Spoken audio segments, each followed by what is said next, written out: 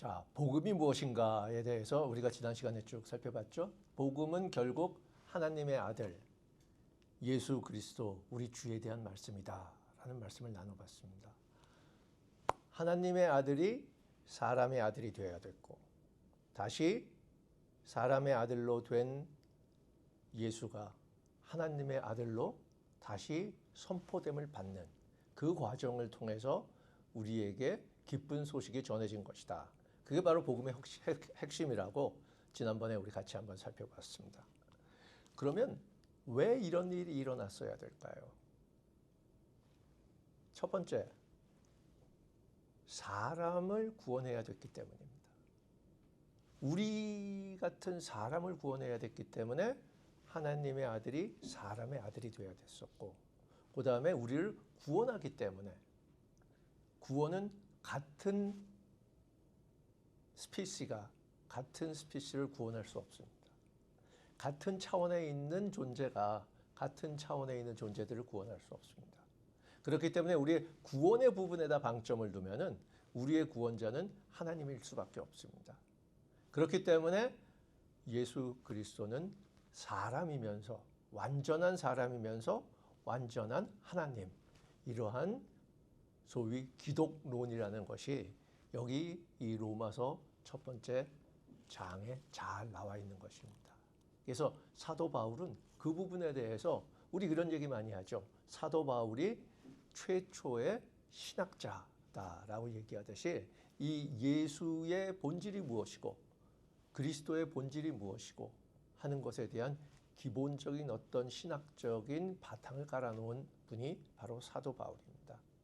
그분이 오늘 우리가 살펴볼 3절부터 5절까지 내용 중에서 사람의 아들인 하나님, 그 다음에 하나님의 아들인 하나님, 그리고 이것을 믿는 것이 바로 복음이다라고 얘기를 했는데 이 믿음의 결과가 무엇인가에 대해 가지고 다시 한번 강조한 부분이 3절부터 5절, 특히 5절에 그 내용이 잘 나와 있습니다.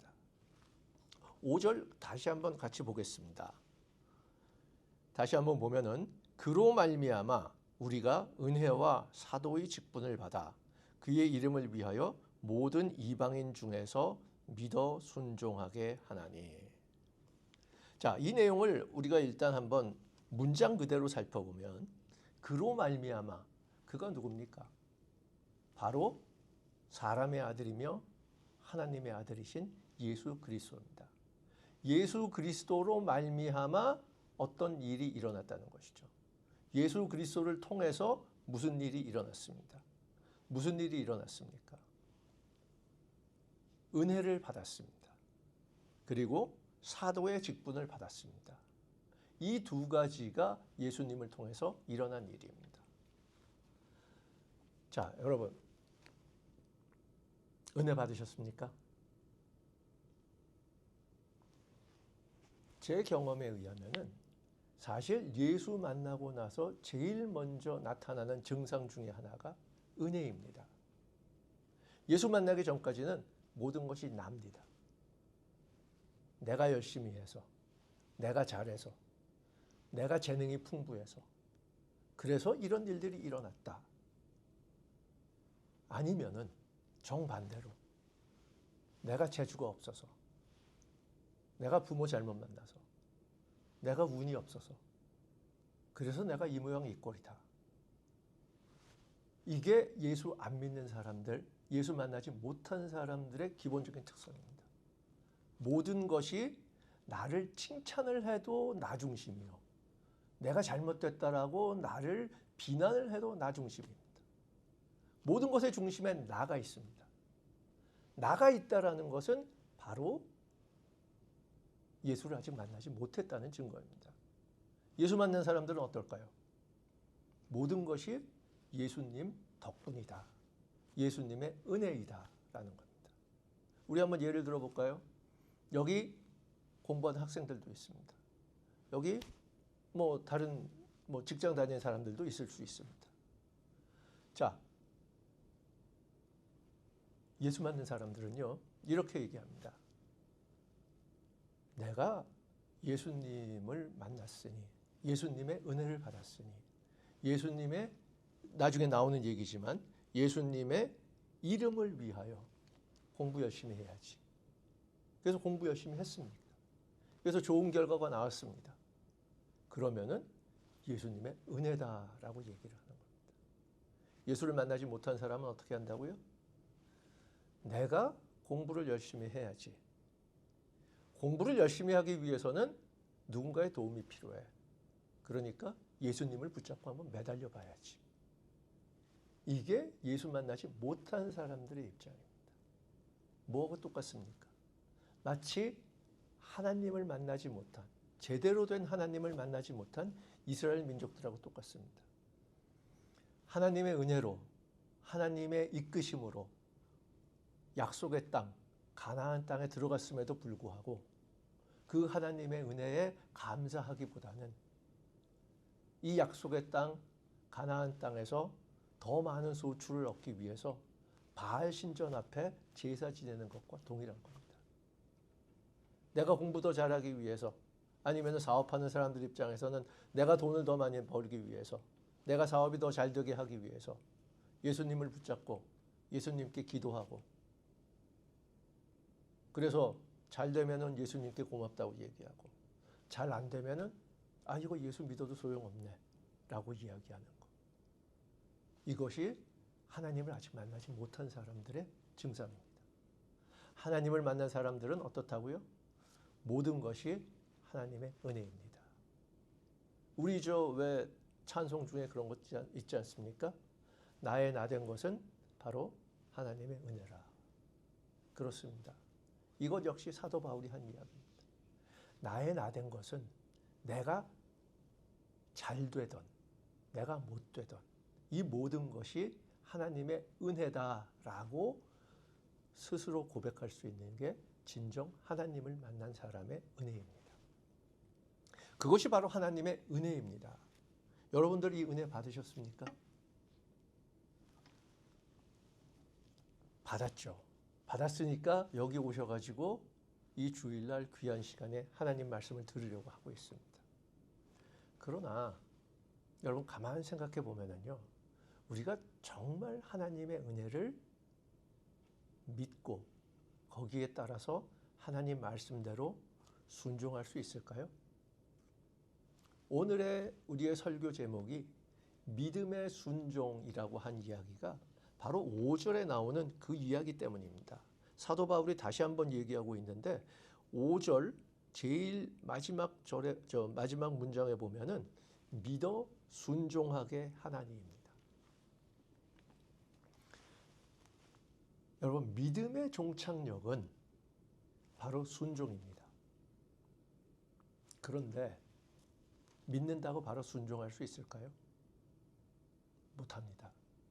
제가 자신 있게 말씀드리는데 아무리 믿음이 좋다 하더라도 우리는 100% 순종할 수 없습니다. 왜 그런지 아십니까? 여러분, 이 세상 사물 중에서 우리 인간이 가장 잘 알 수 있는 게 뭘까요? 자, 우리 예수 믿는 사람들, 하나님을 믿는 사람들은 이 세상 모든 것은 하나님의 피조물입니다. 하나님이 만드신 것입니다. 그렇기 때문에 우리는 이 세상 모든 것들을 알 수 없습니다. 언제까지? 하나님이 우리에게 알려주실 때까지 알 수 없습니다. 우리가 아는 모든 것은 하나님이 우리에게 보여주시고 나서야 우리가 알게 되는 겁니다. 그러나 이 많은 우리의 지식이라든지 우리의 이 정보가 하나님의 레벨레이션을 통해 가지고 하나님의 계시를 통해서 안다라는 거에 조그마한 예외가 하나 있을 수 있는 게 있습니다. 뭘 것 같아요? 바로 우리 자신에 대한 겁니다. 우리는 우리 자신에 대해서 다른 어떤 것보다 가장 잘 알 수 있는 위치에 있습니다. 생각해 보세요. 우리의 생각이 담겨 있는 우리의 몸, 그리고 우리의 몸을 조정하고 우리의 몸을 움직이는 우리의 영. 우리가 가장 잘 알 수 있는 부분입니다.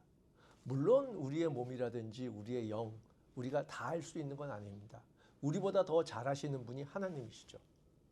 그렇지만 그 중에서도 이 세상의 모든 것 중에서도 우리가 그래도 가장 많이 알 수 있다라고 생각되는 부분이 바로 우리 자신입니다. 그렇기 때문에 인간들이 빠지기 쉬운 가장 쉬운 오류 중에 하나는 인간은 우리를 믿습니다. 인간이 가장 잘 아는 우리 자신을 믿습니다. 이 우리 자신을 믿고 우리 자신을 따르는 것이 바로 죄의 근원입니다. 여러분, 죄라고 하는 것은 많은 사람들이 생각하기를 어떤 나쁜 행동을 하는 거라고 생각합니다.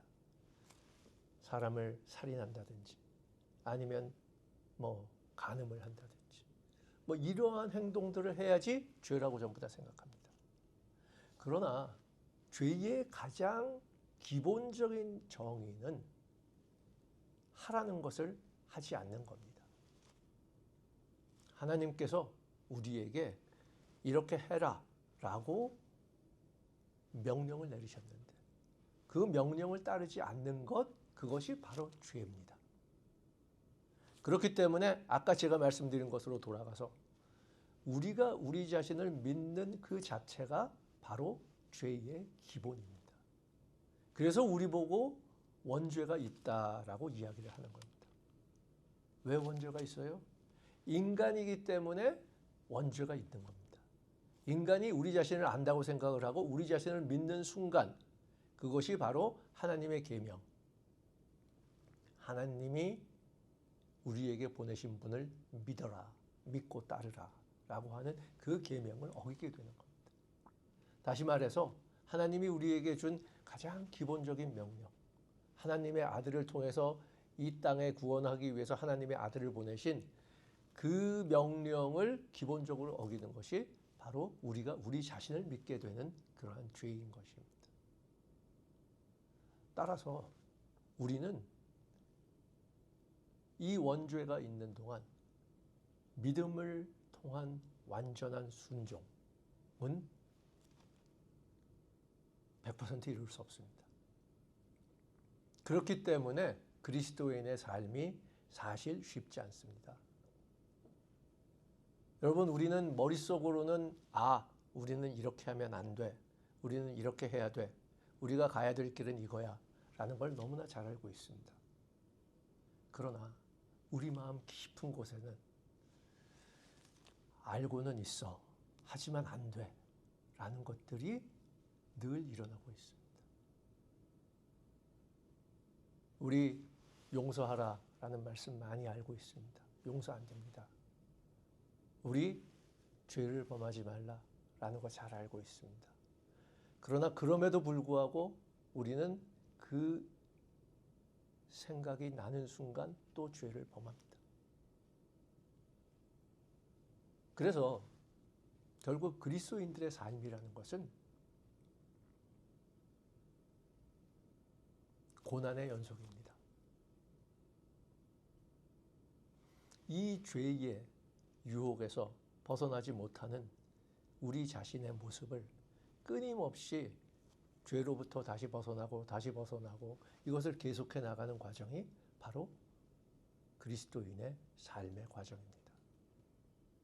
그렇기 때문에 이 믿음에 따른 완벽한 순종, 이것이 사도 바울이 이번에 지금 로마서 1장 5절에서 이야기하고 있는 믿어 순종하게 하나니라는 말입니다. 사실 예수가 완벽한 사람이고 완벽한 하나님이다. 이것을 선포한 것이 바로 이 사도 바울의 로마서 등에 나오는 여러 가지 기본적인 이 기독교의 기본 교리입니다. 그런데 사실 이 부분에 대해 가지고 초대 교회 때부터 지금까지 엄청난 이단들이 나옵니다. 이거 믿지 못합니다.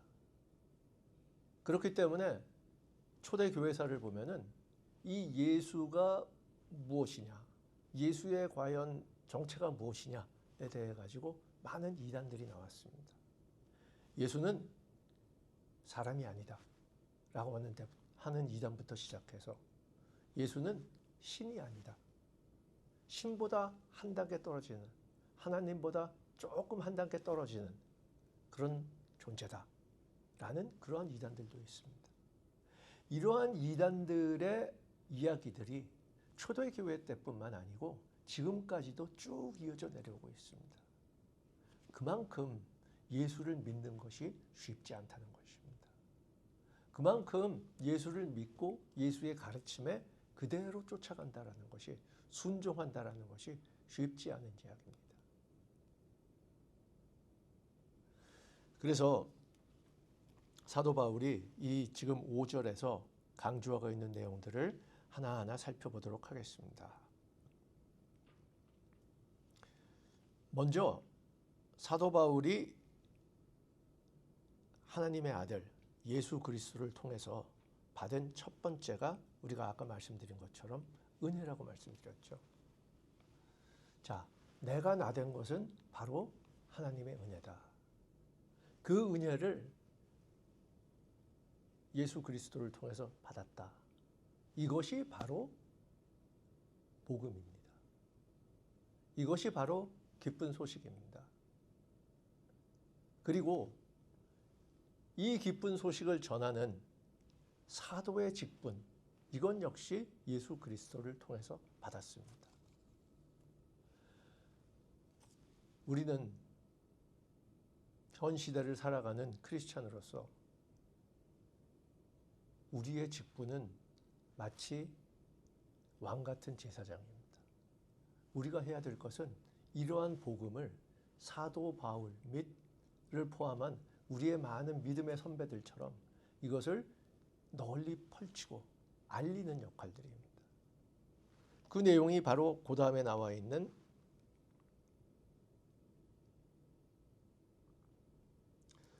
그의 이름을 위하여 모든 이방인 중에서 믿어 순종하게 하는 것이다.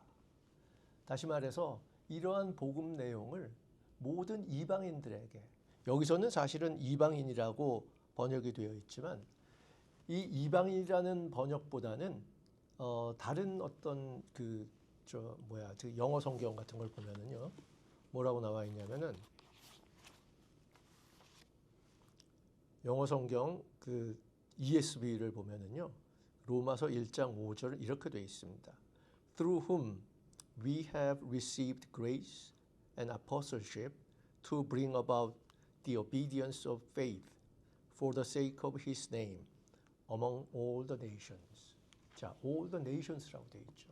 그 모든 민족들 사이에 바로 이 뭡니까? obedience of faith를 전한다. 이 내용입니다. 왜 모든 민족들일까요? 여러분, 이 로마서 전체를 보면은 이제 여러 가지 내용들이 나오지만 사도 바울이 가장 걱정하는 것 중에 하나가 뭐냐면은 자기의 동족인 이스라엘 사람들이 이 복음을 받아들이지 못하는 것에 대해서 제일 안타까워하고 있습니다. 그렇기 때문에 그러한 전반적인 어떤 내용들을 본다면은 모든 여기서 우리 지금 성경에 이방인이라고 번역되어 있는 이 단어는 사실은 이방인뿐만 아니고 자기의 동족인 이스라엘까지 포함이 되는 그러한 개념으로 보는 것이 더 바람직하다라고 생각이 됩니다. 왜냐하면 하나님은 모든 민족을 사랑하십니다. 이방인뿐만 아니라 이스라엘인도 사랑하시고, 그리고 이방인에 속한 우리 한국 사람들도 사랑하시고, 미국 사람들도 사랑하시고, 캐톨릭도 사랑하시고, 네, 다 사랑하고 계십니다. 그렇기 때문에 하나님의 사랑에는 사실 종교라든지 교단이라든지 이러한 구분이 없습니다. 사실 교회의 가장 기본이 되는 것은 이 예수님입니다. 예수님, 하나님의 아들 사람의 아들 이 예수님을 통해서 이 모든 것들이 이루어졌기 때문에 사실 교회에 필요한 것은 오로지 이 예수님 한 분이면 됩니다. 그런데 안타깝게도 오늘날의 교회를 보면은 교회에 예수님이 사라져 버렸습니다. 교회에 예수님이 사라지고 교회에 남아있는 것은 목사, 장로, 집사, 권사 이런 사람들만 남아있습니다. 교회에 이 예수님이 오셨다는 이 복음은 사라지고 무슨 행사가 있어요 라고 달력에 적어놓는 일정들만 남아있습니다. 우리 교회에 필요한 것은 이 예수님이 다시 돌아오시는 겁니다. 이 예수만 있으면은 예수님만 계시면은 그것이 교회가 되는 겁니다. 그런데 우리는 교회는 있는데 예수님을 잃어버리는, 교회는 있는데 복음은 상실된 그러한 건물만 남아있는, 그리고 조직만 남아있는 그런 안타까운 현실이 아닌가 합니다. 사실 여러 가지 이유가 있습니다. 그렇게 된 데는 우리가 이미 예수님께서 우리에게 오셔서 복음을 전한 지 2000년이 넘는 시간이 지나오면서 많은 사람들이 복음을 해석하고 복음의 의미를 부여하고 복음을 지켜오려고 많은 노력을 해봤지만 안타깝게도 아까 말씀드린 대로 인간이 가지고 있는 어떠한 죄성, 나를 놓지 못하는 그러한 죄성 때문에 많은 것들이 전통이라는 이름으로, 많은 것들이 조직이라는 이름으로, 많은 것들이 직분이라는 이름으로 많이 왜곡되어 가고 있습니다. 그렇기 때문에 우리는 늘 개혁해야 되고, 우리는 늘 기존의 어떠한 전통이라든지 기존의 어떠한 이스태블리시먼트에 대해서 프로테스트 할 수 있는 그러한 프로테스탄트적인 어떤 정신을 늘 견지를 하고 있어야 됩니다. 우리에게 필요한 것은 오직 예수뿐이고, 그리고 그 예수를 믿고 여기에 모인 모든 분들 한 분 한 분이 바로 교회입니다. 우리는 예수의 교회인 것입니다. 다른 어떤 것도 필요 없습니다.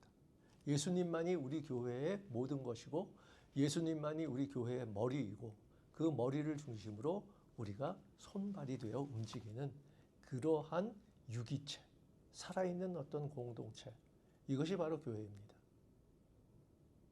그 위에 다른 것들 때문에 상처받을 필요도 없고, 그 위에 다른 것들 때문에 실망할 필요도 없고, 그 이외의 다른 것들 때문에 분노할 필요도 없습니다.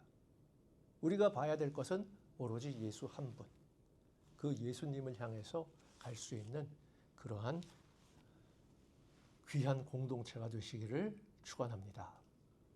특히 오늘 예수님께서 오신 그 성탄주의를 맞이해서 여기 계시는 우리 침례교회 모든 성도분들께서 그러한 참된 교회 되시는 귀한 한 주간 되시기를 다시 한번 축원드립니다.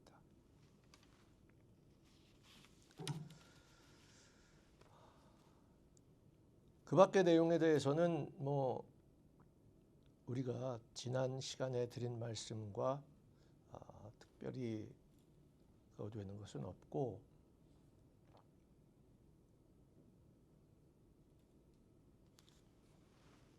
네, 그러면은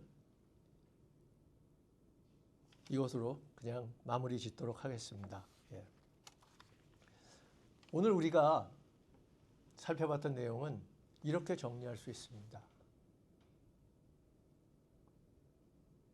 복음은 하나님이 당신의 아들을 이 땅에 사람의 아들로 보내셔서 태어나게 하시고 죽게 하심으로써 사람과 같은 삶을 살게 하셨지만, 그러나 장사된 지 사흘 만에 부활하게 하심으로써 다시 하나님의 아들이심을 선포하신 거고, 그 하나님을 믿는 우리들은 그 하나님의 아들을 통해서 우리가 은혜를 받고 그리고 우리의 사명을 받았습니다.